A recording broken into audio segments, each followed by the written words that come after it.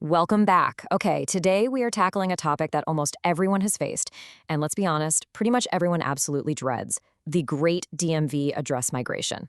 You know the feeling, right? You've just moved, your back is aching from lifting couches, and literally the very last thing you want to think about is bureaucracy. But as we're about to see in this explainer, updating your address with the Department of Motor Vehicles is a task you simply cannot afford to ignore. Picture this. You've packed all the boxes, you've somehow survived the bubble wrap, and you finally have the keys to your new place. But right in the middle of all that moving chaos, there is a very quiet, very important ticking clock that most people completely forget about. It's a deadline that, if you miss it, can turn your fresh start into a massive legal and financial headache. All right, let's dive into our roadmap for today. First, we'll cover the hidden moving trap, then the ticking clock, followed by the paperwork labyrinth. After that, we'll look at vehicles and commercial licenses, and finally, the faceless digital future. Starting with Section 1, the hidden moving trap. It is so incredibly easy to just shove that DMV paperwork to the bottom of your to-do list, isn't it? But procrastinating here comes with hidden dangers that can totally spring up on you months after you've unpacked your last box. It creates this massive cascading effect. According to moving experts like Einstein Mookie, failing to update your address isn't just some minor clerical error, it has concrete financial and legal stakes. You could easily miss your vehicle registration reminders or get hit with delayed license renewals. Even worse, imagine getting a traffic ticket, like one of those camera-issued speeding fines, and it gets sent to your old address. You wouldn't even know you had a ticket until you're hit with massive late fees or potential fines. Now you might be thinking, hey, no worries, I set up mail forwarding with the post office. I'm totally covered. Well, actually, scratch that. This is a critical trap explicitly warned about in the Minnesota Driver and Vehicle Services Guidelines. The U.S. Post Office will not forward DMV mail. You absolutely cannot rely on standard mail forwarding to save you from missed notices. If the DMV sends something to your old address, it either stays at your old address or gets returned to sender. Which brings us to Section 2, the ticking clock. Because the post office won't help you out here, the pressure is entirely on you to act fast. And the law is very specific about how fast you need to move. For standard drivers in states like Nebraska and Minnesota, state statutes require that you update your address within 60 days of moving. That is your window. But if you hold a commercial driver's license or a CDL, that window is slammed shut in exactly 30 days. It's a brisk, urgent pace, and knowing your specific category is literally the difference between being compliant and being penalized. All right, moving on to Section 3, the paperwork labyrinth. Let's be real. Even when you know you need to update your address, the actual process can feel like a total bureaucratic maze. And depending on what type of ID you hold, the rules of the game change entirely. Just look at the drastic contrast in Minnesota's rules.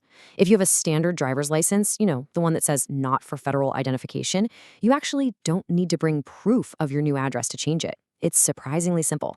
But if you have a real ID with that little gold star in the corner, everything changes. You are required to provide 2 physical proofs of residence. And to make it even trickier, P.O. boxes are strictly prohibited from being used as a residence address. The documentation standards jump from 0 to 100 based entirely on the specific card in your wallet.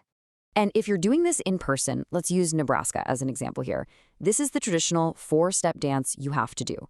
First, you complete a data form at the office. Second, you show your current ID along with your 2 proofs of address. Third, you pay the required fee. And fourth, you have to be prepared to take a brand new photo every single time you visit the DMV office. After all that, you're handed a 30-day paper receipt to use while you wait up to 14 business days for the physical card to finally arrive in the mail. It is a highly physical, very traditional, and let's face it, time-consuming process. Which leads us to Section 4, vehicles and commercial licenses.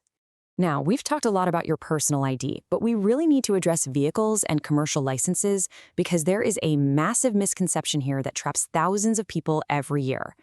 Updating your driver's license does not automatically update your vehicle registration. I want to repeat that because it is just so important. When you change the address on your physical ID card, your car's records do not magically update in the background. In both Minnesota and Nebraska, and honestly most states, you must update your motor vehicle records completely separately to ensure your license plates and registration stay current. And for our commercial drivers out there, the stakes are even higher. CDL holders are subject to a really tight web of both federal and state requirements. Changing an address isn't just a simple matter of printing a new card. It often requires additional, highly specific forms. Because their livelihood is directly tied to that license, prompt updates aren't just a good idea. They are an absolute legal necessity to maintain compliance and keep working. And finally, Section 5, the faceless digital future. But what if I told you it doesn't have to be this way? We are going to look at a completely different, futuristic approach to this mundane task that is happening right now on the other side of the globe. Let's travel to the state of Maharashtra in India, which is home to over 110 million people. The Maharashtra Motor Vehicles Department has completely reimagined the DMV experience. They've introduced something called a faceless service for changing the address on a driver's license. Let's break down how this revolutionary system actually works. Step 1. The applicant submits their request through an online portal using Aadhaar eKYC authentication. For context, Aadhaar is India's massive biometric identity system. Step 2. Because the present address is fetched and authenticated directly from the Aadhaar database in real time, the applicant is completely exempted from uploading any physical address proofs. No utility bills, no bank statements. Step 3. They simply pay the fee online. The result? Zero requirement to ever visit a local RTO or regional transport office for verification. So how much does this entirely remote, frictionless process cost the citizen? Exactly 466 rupees. The government explicitly notes that there is zero extra charge for using the faceless digital application. You get maximum convenience without any premium markup whatsoever. And this brilliantly illustrates the massive divergence in how global systems are approaching identity management today. On one hand, you have the traditional US model, which is heavily reliant on gathering physical utility bills, going in person to take a new photograph, and waiting in line. On the other hand, you have the Maharashtra model, fully digital, leveraging integrated biometric databases to fetch data seamlessly, completely eliminating the physical waiting room altogether.